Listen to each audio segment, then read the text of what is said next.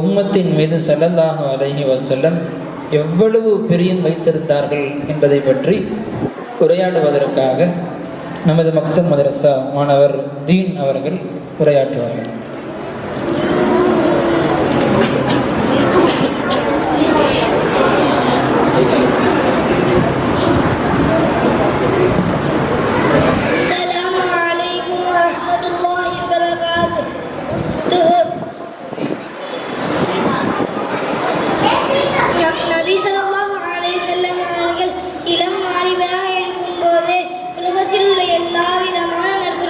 பெற்றவர்களாக திகழ்ந்தார்கள்.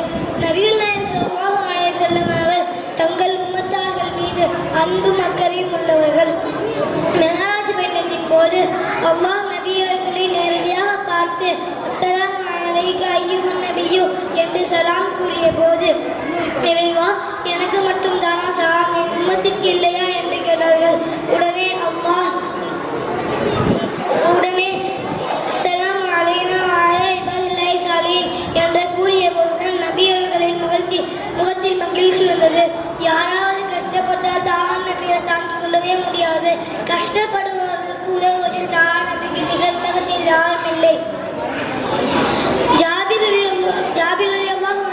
ஒரு வயதான ஒட்டகத்தை வைத்துக் கொண்டு மிகுந்த சிரமத்தில் இருந்தபோது நபி ஸல்லல்லாஹு அலைஹி வஸல்லம் அவர்கள் 800 திரகத்தை கொடுத்து அவர்களிடமிருந்து வாங்கி திரும்ப அவர்களுக்கு அன்பளிப்பாக தந்துவிட்டார்கள்.